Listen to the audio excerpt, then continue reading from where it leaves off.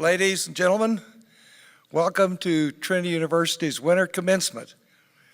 I now call this ceremony to order and ask that you please remain seated during the procession.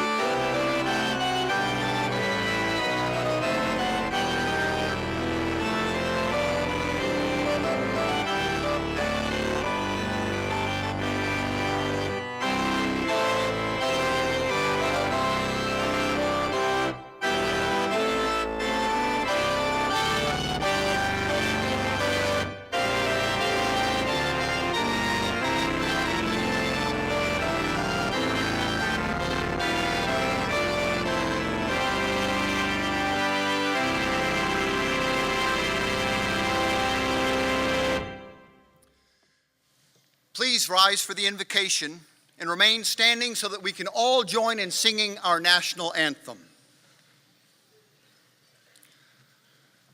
Let us unite our hearts in prayer. Great God, we are thankful for lives lived, illumined by your constant and loving presence. We celebrate the graduates gathered today.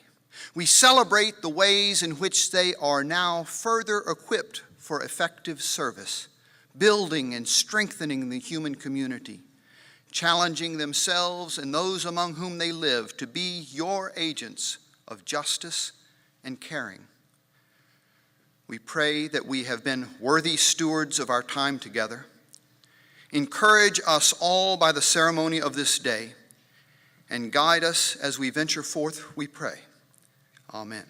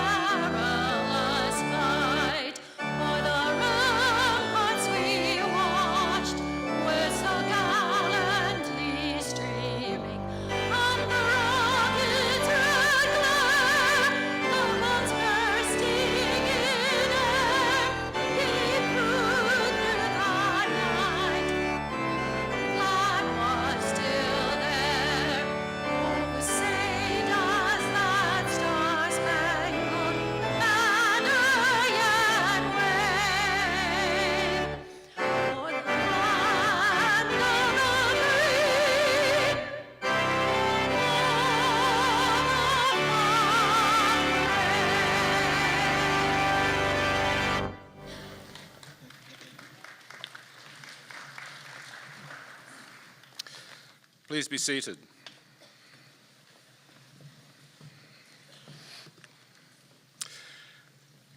Distinguished guests, friends, and family, on behalf of the trustees of Trinity University, our faculty, staff, and alumni, on behalf of our master's degree candidates and the class of 2013, it is my pleasure to welcome you to these winter commencement exercises.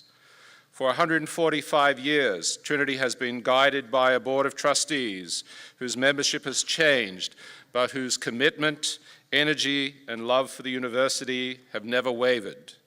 All those who care about Trinity give thanks to this band of leaders for their hard work, wise counsel, and unreserved support of this great university. I ask the representatives of the board who are with us today to stand so that we can express our gratitude to you and to those you represent.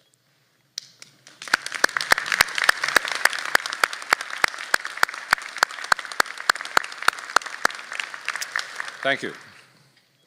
Since 1869, Trinity has conferred degrees on students who have successfully completed one of its demanding courses of study.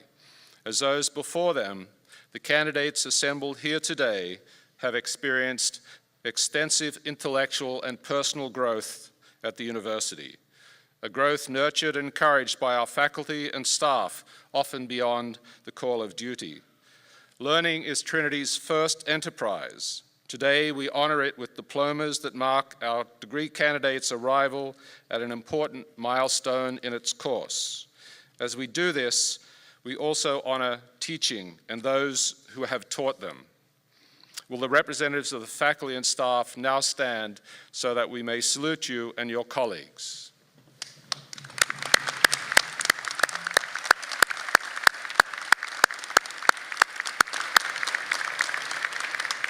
Thank you.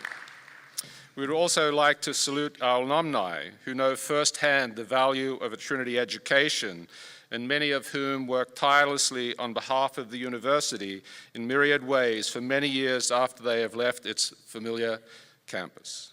Will all Trinity alums in the audience please stand and be recognized?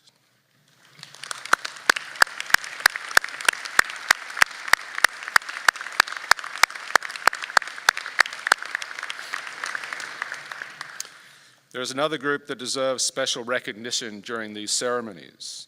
Our degree candidates know full well that they would not be here today if it were not for family and friends and donors whose encouragement, support, and sacrifice did so much to make this day possible.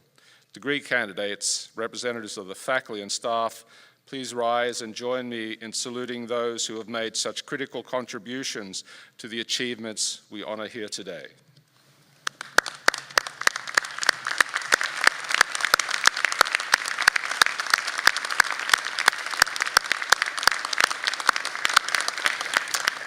Thank you. Please be seated. The opportunity to know Trinity students and to celebrate their many accomplishments is one of the true joys of being part of this great community. Our students are talented, motivated, and willing to take on great challenges. They're also generous in sharing their time and energy with others.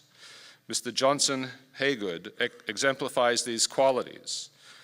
Johnson grew up in Birmingham, Alabama, before moving with his family to San Diego upon graduating from high school.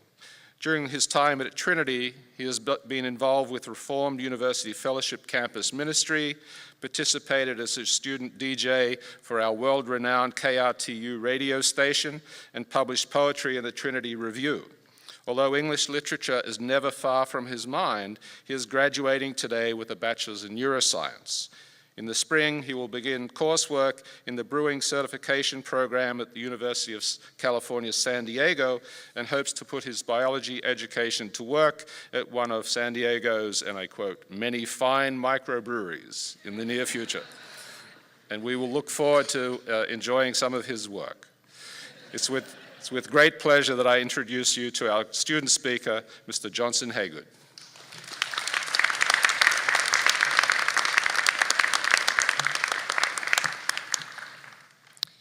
Thank you, President Alberg, Board of Trustees, and welcome, family, faculty, friends, and last but not least, my fellow graduates. As much as I'm sure that we would like to say that getting here today was the result of our own intelligence and hard work, I think we know that wouldn't be the entire truth. More important, perhaps, than our own efforts were the contributions of all those around us. Considering that, I think a few thank yous are in order. First, I want to thank the faculty and staff of Trinity for their patience, diligence, and their generosity towards all of us. I want to thank my own parents and all of the families whose sacrifices and support made college education possible for my classmates and for myself. I'm also grateful for the friendships I've enjoyed during my time here. I know that I speak for my classmates when I say that we appreciate all those who have made this experience possible. Without them, our hearts, our minds, and our lives would be appreciably dimmer. Finally, I would like to thank President Alberg again for his kind words of introduction. However, I feel that I need to point out an academic achievement that was omitted from his introduction. One that really came to define my time here, for better and for worse. I failed general chemistry 3 times. That's kind of awkward, right? It's not exactly commencement speech material, but bear with me and I'll explain to you why it was the most important part of my college career. I'll start by asking what it means to be successful. I think it's fair to say that failing a class and failing it again and again isn't part of the usual definition of success. I do consider my Trinity career to be a success, though, because of what I learned. And without the experience of failing chemistry, I don't think I would have learned many of those things. When I arrived at Trinity, I thought I knew exactly what it meant to be successful, that it only meant being right, that it meant knowing the answer and not making any mistakes. I don't think that I was alone in possessing that attitude. During high school, being right is our goal. It's the metric by which we're judged throughout our time as students. When we make mistakes, when we're wrong, we're punished for it. Over time, I think that being right changes from an external requirement to a self-imposed restriction. Being wrong is frightening. Making a mistake is humiliating. However, I think one simple thing happens when we don't allow any mistakes. All real learning ceases to take place. I know that when I allowed this attitude to control me, the expansion of the world around me slowed, and I was consumed with the terror of being wrong, of not understanding, of not measuring up, of trying and not being able. I suspect that many of you have had similar experiences. What's remarkable about a place like Trinity is the way that it helps us to let go of that attitude. At Trinity, I was taught, along with my classmates, how to gather accurate information from a variety of sources and how to think carefully and critically about that information. Adventuring with my friends and roommates taught us that a good breakfast taco is perhaps best enjoyed sometime after dinner, but significantly before breakfast, particularly in the minutes before Prassel Snack Bar closes, and that the Java City eye-opener is very, very dangerous. At some point after turning 21, we also discovered wonderful things about San Antonio, like happy hour margaritas down the street, and how refreshing a good microbrew beer can be after a long bike ride. Our teachers showed us how to seek out complex meaning in prose, in poetry, in painting, in statuary, in music, in numbers, in behavior, even in meaning itself. They showed us how to form our own ideas and theories and to communicate complex ideas in ways that others can easily understand. We learned from each other how to form and maintain relationships as friends and roommates, as classmates and coworkers, as inventors and explorers. I understand that some of my classmates learned how to do a load of laundry without getting distracted halfway through and forgetting it in the laundry room for several days. Unfortunately, I can't count myself among them. It's a process. More important than all this, though, Trinity brought my so-called failures to my attention. Our professors did not allow us to remain comfortable in our ignorance and to remain sheltered in what we already knew. They challenged all of us, and they pushed us beyond what we could easily comprehend. Though many of us, myself included, resisted them at almost every turn, they eventually helped us to see our mistakes as opportunities, not as failures, and we owe every one of them a huge debt of gratitude for the fact that we're here today. It may have taken all of 4 years and change, but now the realization could not be clearer. Shackled to the obsession with being right, I failed to explore, I failed to take risks, and I failed to hear the voices of all those around me who had so much more to offer than I could have imagined. The obsession with fear and of failure left me exhausted, cynical, and lonely. Okay, this is a huge bummer, right? Don't worry, it gets happier in just a minute. I'm sure you've all been warned about being afraid of failure. But the good news, the real good news, is that failure, it's often not failure at all. What my time at Trinity taught me is that earning a degree, it's not about being right. It's about being wrong. If success means learning instead of knowing, then all of our mistakes and failures are just an important part of that process. I was never learning more than when I struggled to grasp chirality with Dr. Erbach, when I made a complete mess of my Latin declensions with Dr. Hirschfeld, when I had to try again and again to impress Dr. Florsheets with my Huma papers freshman year. What I eventually learned is that being wrong is an art. Being wrong requires courage, it requires patience, and it requires hope. Science is based on guessing and on being wrong. Art releases the power of imperfection in order to communicate raw emotion through images, objects, sounds, places. Mathematics, business, engineering, social studies, management, history, communication, all of these disciplines function through risk and reward. Hypothesis and test work and revision. Of course, this isn't limited to academics. As I'm sure you can all attest, we experience our fair share of embarrassing mistakes and misunderstandings outside of the classroom. In fact, looking back, my freshman year seems to have consisted of little else. But not only do these provide excellent material for embarrassing each other at future wedding toasts, but they also help us to avoid pitfalls later in college and in life. Hard work, diligence, honesty, curiosity, all these are crucial to the process of growing in knowledge and understanding. But more than anything else, the willingness to fail and the willingness to be wrong is what allows us to learn.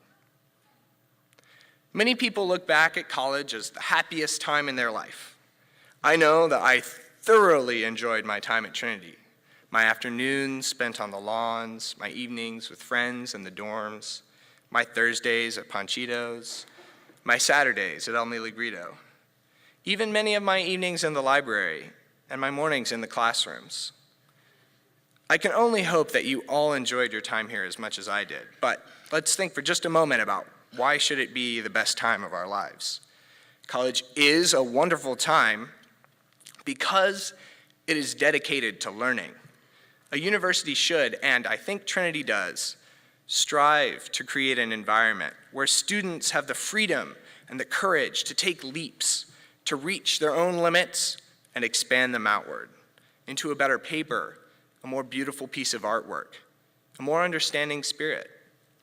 Reaching those limits can be unpleasant, and trust me, it was.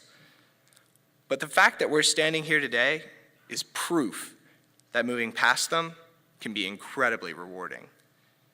Why should that stop now? It may be a tired cliche, but I don't think this is the end at all. In fact, it's only a first step. The best of it is yet to come. I hope that we can all go forward from this day no more diminished in our desire to learn and in our courage to fail than on that first day, approximately 4 years ago, when we came together in solemn convocation of a pledge to dedicate this portion of our lives to studenthood. If we can continue to learn, then we can continue to hope. And if we can hope, then we can love. I'll leave you all with the words of a contemporary philosopher who some of you may have studied in your time here. Jake the dog from Adventure Time. Dude, being bad at something, it's just the first step to being kind of good at something. If you remember nothing else that I've said, remember this. The love of learning, unchained from cynicism, unfettered from the fear of failure, has the power to lift us up into the heavens, to let us walk in the skies. Congratulations, fellow graduates.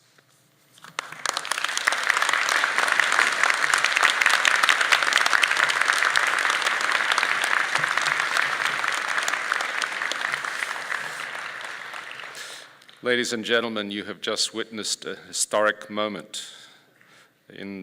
I don't think ever before, often the faculty tell our students that you learn more from your failures than your successes, but I believe this is the first time in 145 years that a student has told the faculty that students learn more from their failures than successes. So, Johnson, thank you. Somebody listens. Erin Baker is the president of the Alumni Association and chair of the National Alumni Board. Erin graduated from Trinity in 1999 with a BA in anthropology. She then studied at University College Dublin and received a master's in economic science in European economics and public affairs. Erin is the vice president of Guggenheim Partners. Her principal areas of responsibility are in corporate governance and risk insurance, which is what you expect from a Trinity graduate in anthropology. This is the strength of our liberal arts and sciences education, folks. She also functions as Chief of Staff to the Chief Operating Officer. Erin joined the National Alumni Board as a director in 2010. Additionally, she has served the Alumni Association for several years as president of the Chicago chapter. It's a great source of pride to introduce Erin Baker, President of the Trinity University Alumni Association.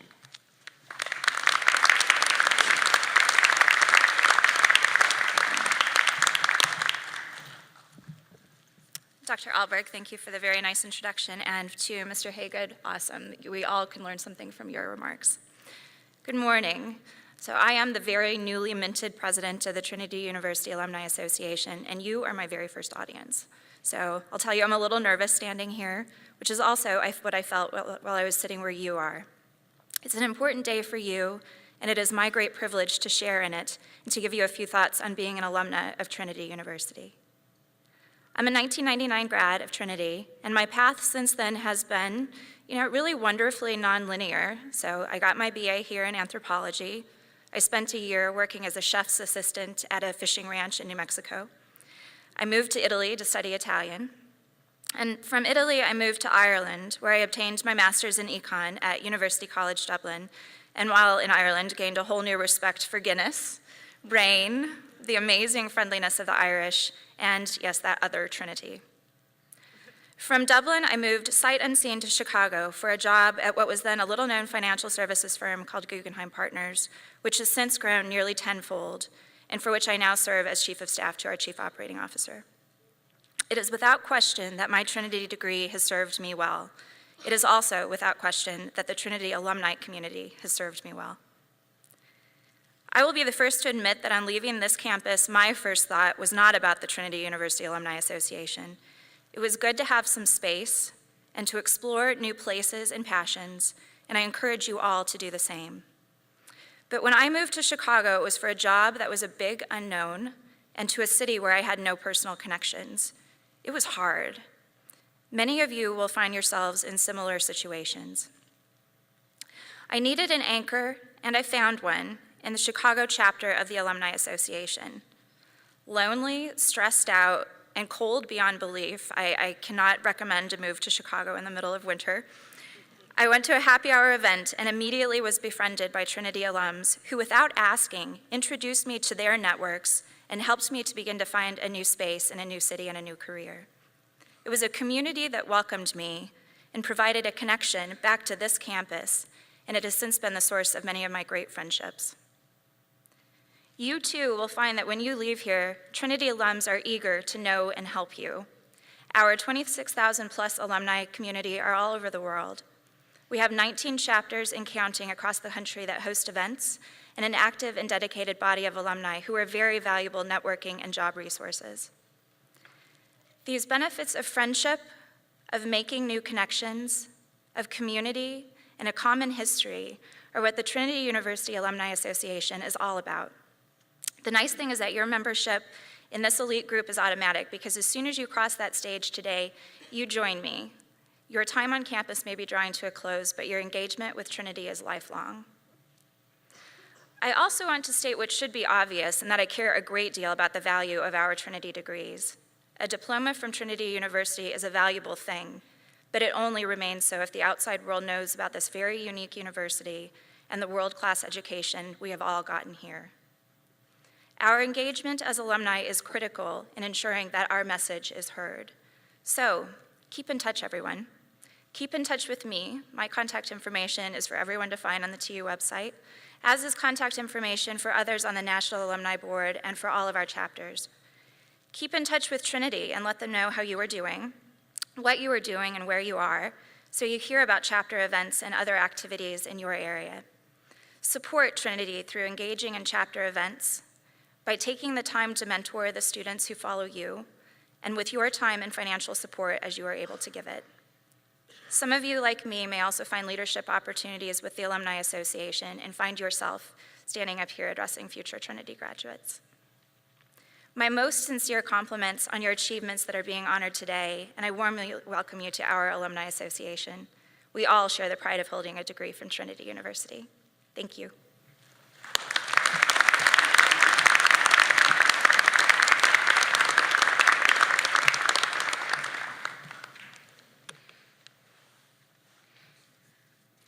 It's a singular honor to introduce our commencement speaker, Dr. James Schinkel. Dr. Schinkel is the recipient of the 2013 Z.T. Scott Faculty Fellowship. He is a superb teacher, advisor, scholar, and mentor who has profoundly enhanced and expanded the educational experience available to Trinity students for more than 25 years.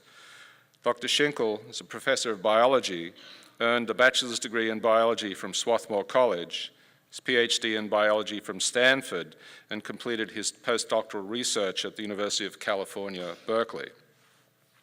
He has a legacy of superior faculty-student mentoring that has benefited countless students. Since 2004, he has also served as chair of Health Professions Advisory Committee and is therefore a de facto member of the residential life and admission staff, advising approximately 25% of the incoming class each year on the academic paths for medicine and other health professions.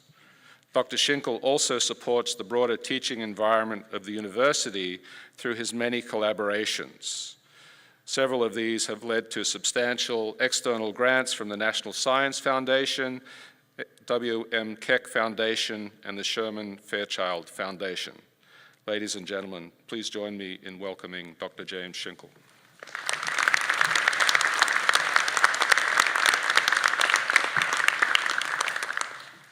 I fear I'm going to place myself firmly in the older generation by doing so, but I'm going to begin today with some history. But at least it's the history of this event, commencement at Trinity, and it concerns proceedings that are not very far in the past. In fact, it concerns events that will happen right after I'm done, as you're lining up in order to receive your diplomas. Up until about 10 years ago, before the first name was announced, someone from this podium would make the request of the audience to please hold your applause until all of the candidates have received their diplomas. You in the audience now are probably thinking, what a silly idea. I came all this way and perhaps paid all that tuition so I could raise a ruckus specifically for my son, daughter, brother, sister, friend, whoever. And the enthusiasms of the previous audiences here bear you out. There were always outbursts of shouting and wolf whistles and even air horns. So reality was faced up to, and the instruction has been deleted from the script. But why was it there in the first place? From my personal history with Trinity students, I have a scenario that provides one answer. It's a story of an advisee of mine who graduated in the mid-90s. Toriel, as I will call her, was a good student. After declaring her biology major, though, her challenges really began. First was a serious illness in her sophomore year. And then in her junior year, her father lost his job, and it was unclear how she was going to pay for tuition and afford her senior year. But Toriel made it and graduated with her class. However, the challenges had taken their toll.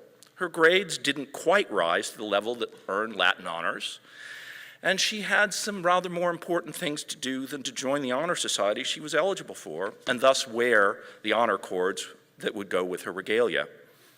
And because of her family's dislocations, none of them made it to the event. And so, bookended by the exuberant cheers for the candidates before and after her, Toriel crossed this stage in silence. It was that conspicuous silence that this policy was meant to prevent. So I shared the plan to tell this story today with a close colleague. Her response, probably like yours, was, well, that's depressing. Why on earth are you going to tell them about that? And it would be depressing if that were the end of the story, and it was only a story about a policy that didn't do what it was supposed to do. But Toriel's story did not end there. She walked off the stage into a good job, and that job turned into a satisfying career. But even on that apparently gloomy commencement day, things were not all bad. She had, against the odds, finished with her degree on time. Crossing the stage, she had the knowledge that she could rise to the occasion. And she also came away with the internal standards for what it means to do a good job, independent of what external accolades came along with it. So if internal standards were Toriel's reward at commencement, what exactly were they? Well, they were the solution to Toriel's challenges. She had very little margin for error. If she didn't get her part-time job hours in, tuition money might not be there. And if she did overended and had to withdraw from a class, that might mean an extra semester. She needed to make good decisions. To do so, she took everything she learned from her classes, everything her professors had told her about her work, everything her supervisors had told her at work, and more, and stuffed it all into her head in a way that made sense so that she could predict, looking forward, how to solve her problems. She could figure out a schedule for her part-time job.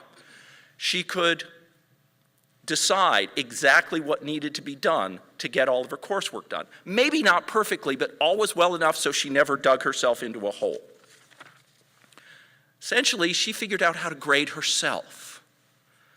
And based on what's happened to her since, those internal guides continued to serve her well. And this is where I turn to the here and now. Your challenges, well, most of them, have not been as dramatic as Toriel's, but you have had them and you have overcome them. You have your own set of internal standards. You often know when you turn in a paper what grade you're going to get. And you can predict just how far behind you are going to be after that weekend in Austin, even if you choose not to believe that forecast. What may not have occurred to you is that these abilities are the most transferable skills you have. If you've embraced your time at Trinity and we, the faculty, have done our job, you are coming away with the perspective to wield your abilities and passions to good purpose and to take fair measure of your accomplishments. And with that, to the audience, raise the roof as you will. To the graduates, even as you head back to your seat and hear the air horns going off for somebody else, know that you have something worthwhile and it will stay with you for a long while. And I've always wanted the chance to say this in the public forum, not just in private after the ceremony. Congratulations.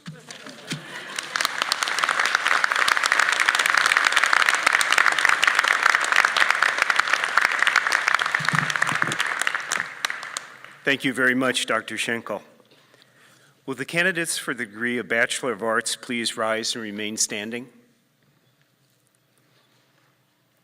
Will the candidates for the degree of Bachelor of Science please rise and remain standing? Will the candidates for the degree of Bachelor of Music please rise and remain standing? In addition to these candidates, there are in absentia other candidates for the baccalaureate degree whose names appear in the program. Mr. President, on behalf of the faculty of Trinity University, I recommend these candidates for the baccalaureate degree.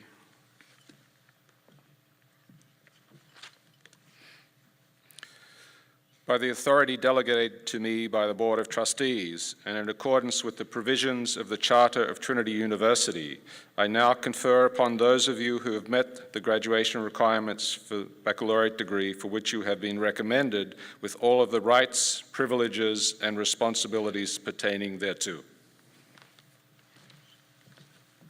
Will the recipients of these degrees please be seated? The recipients of the baccalaureate degrees will now come forward to receive their diplomas and be greeted by the President and by Mr. John Corbell, Chairman of the Board of Trustees. While the candidates are coming forward, I would like to call your attention to that section of the program which explains honors at graduation. In order to emphasize the achievements of the honor graduates, I will call the honor each has received when I call the graduate's name.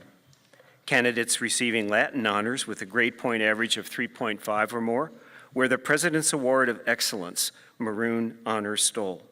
The names will also be listed on the Trinity website when grades are finalized next month. Bachelor of Arts, Michael B. Bedwell.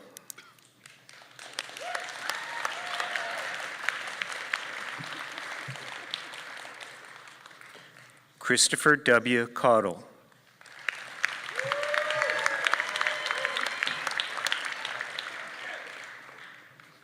Zachary A. Clare.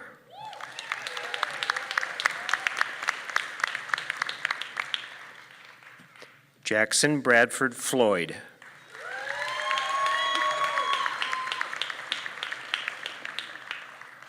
Trevor Stewart Flynn.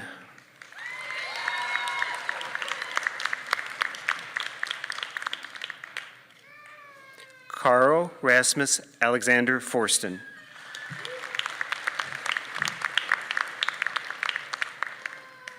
Nathan J. Helene.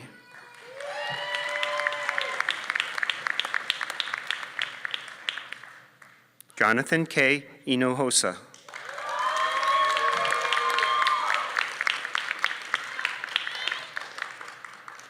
Mackenzie Nicole Lindemood, cum laude.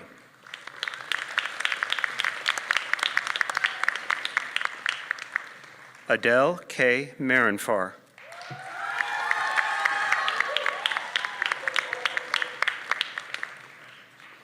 Kung B. Win.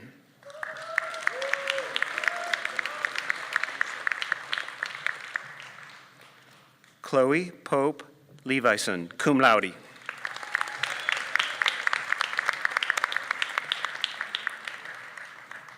Joshua H. Kiedros, cum laude.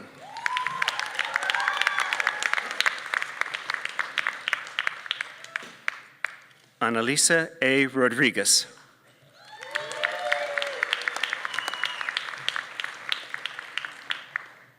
Burju S. Ruparel, cum laude.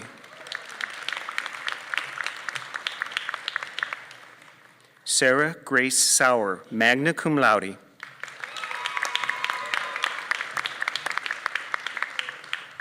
Julian F. Seal.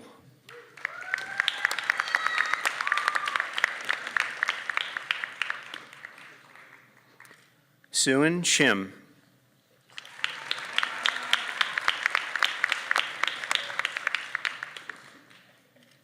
Luke G. Suchecki.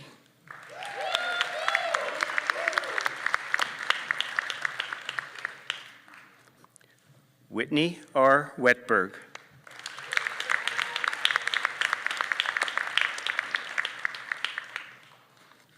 Bachelor of Science, Thomas A. Arnold.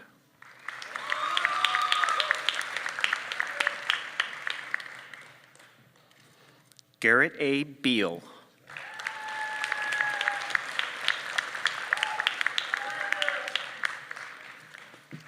Nicholas B. Darling.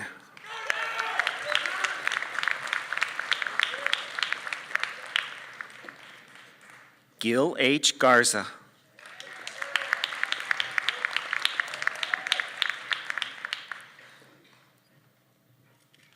Patrick M. Grancelli.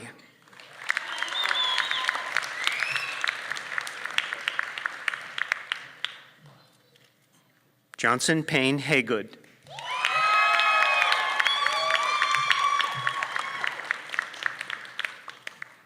Robert Allen Hernandez.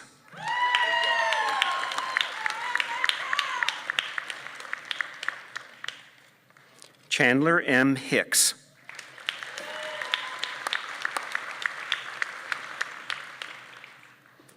Philip S. Heiner Lehman.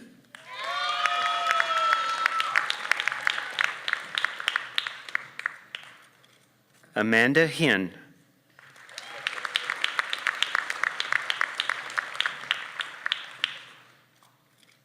Heath H. Hobson.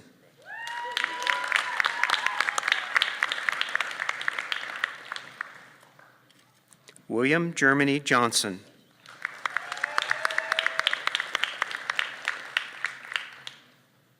Aaron T. Nodell.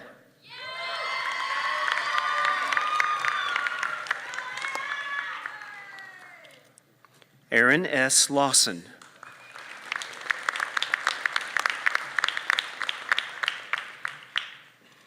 Benjamin S. Marshall.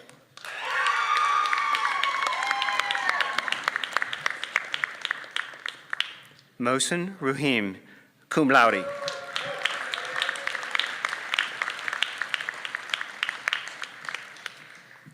Patrick L. Radican.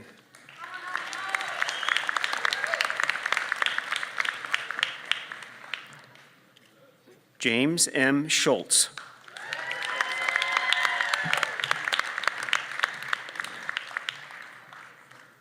Nicholas J. Steffen.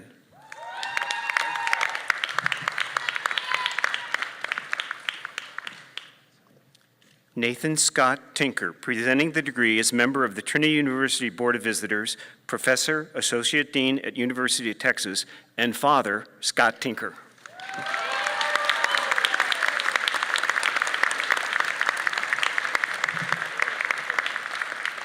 Jesse D. Wright.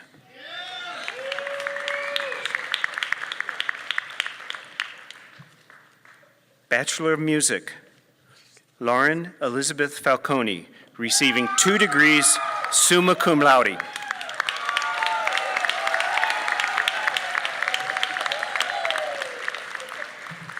Maria Christina O'Connor, magna cum laude.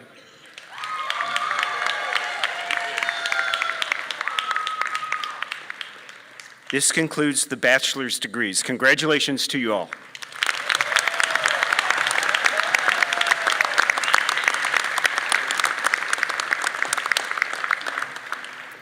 Will the candidates for the degree of Master of Science please rise and remain standing? In addition to these candidates, there are in absentia other candidates for the master's degree whose names appear on the program. Mr. President, on behalf of the faculty of Trinity University, I recommend these candidates for the master's degree. By the authority delegated to me by the Board of Trustees, and in accordance with the provisions of the Charter of Trinity University, I now confer upon those of you who have met the graduation requirements the master's degree for which you have been recommended with all of the rights, privileges, and responsibilities pertaining thereto. Will the recipients of the master's degree please be seated? The recipients of the master's degrees will now come forward to be hooded, to receive their diplomas, and to be greeted by the President and by Mr. John Corbell, Chairman of the Board of Trustees.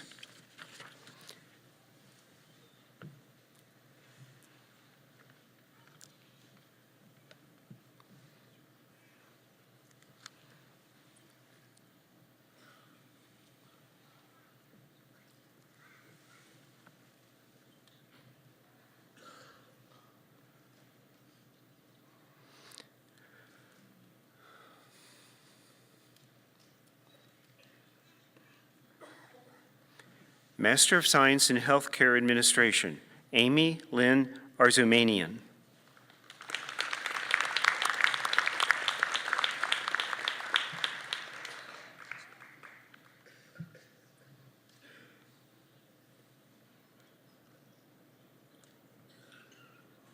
Neeraj R. Putt.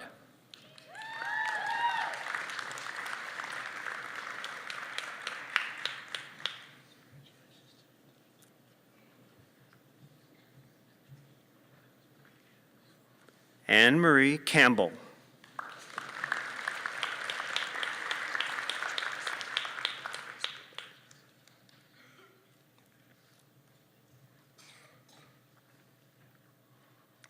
Jason H. Culp.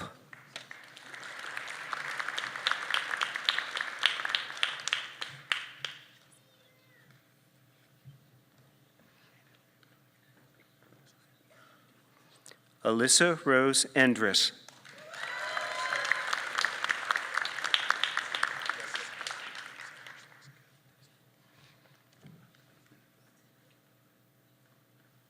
Evan D. Galt.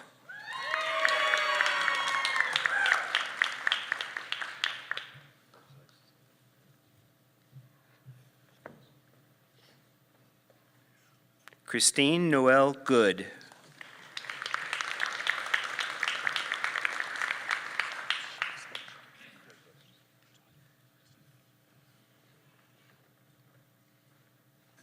Darren Ronald Hall.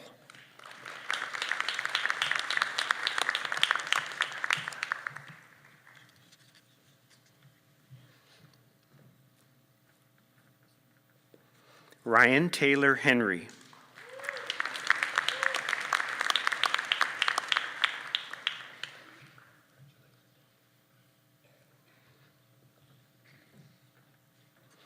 Rebecca Ann Ivaturi.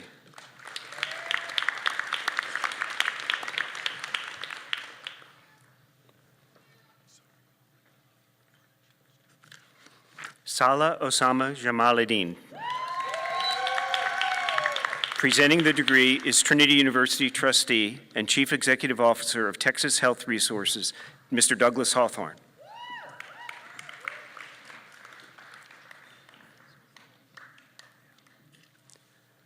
Melissa Deanne Brumley Cam.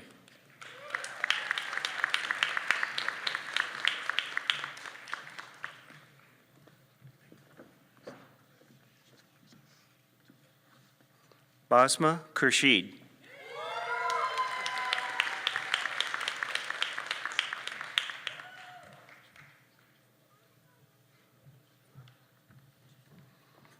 Brittany Renee Leonardi.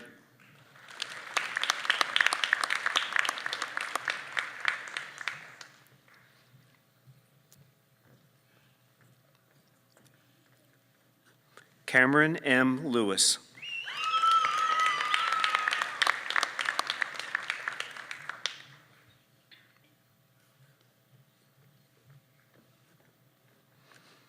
Thomas W. Methvin.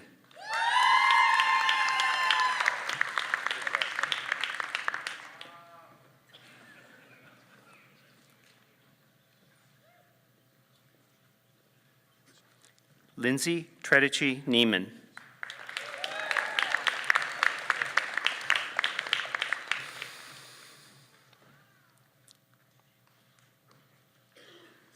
Heather Lee Outlaw.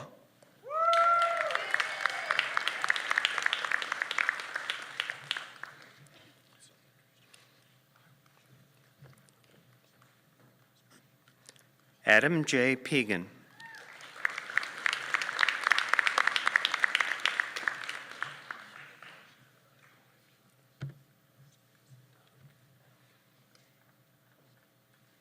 Skylar William Reed.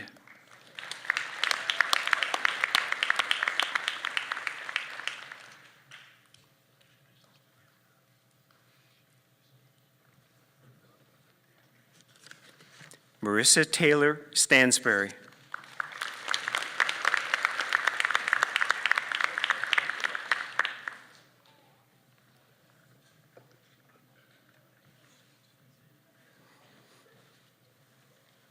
Lisa Marie Steelman. Presenting the degree is Mr. Douglas Hawthorne.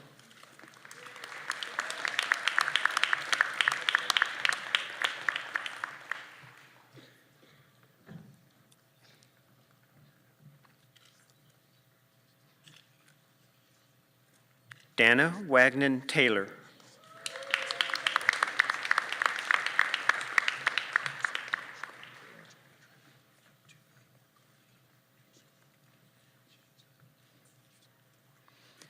Hannah Fung V. Tai. Presenting the degree is Mr. Douglas Hawthorne.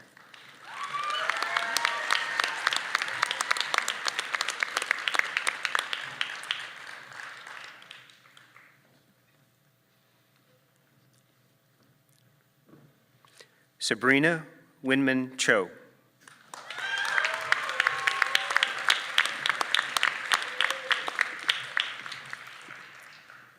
This concludes the presentation of the master's degrees. Congratulations to you all.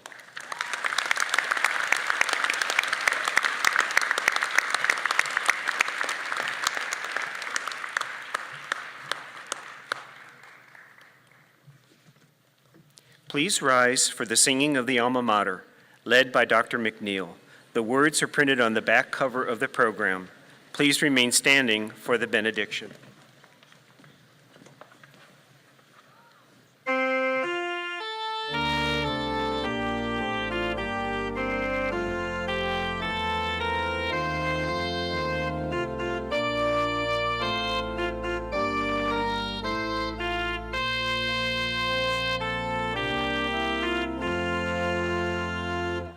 We sing to thee, our Trinity, God's who we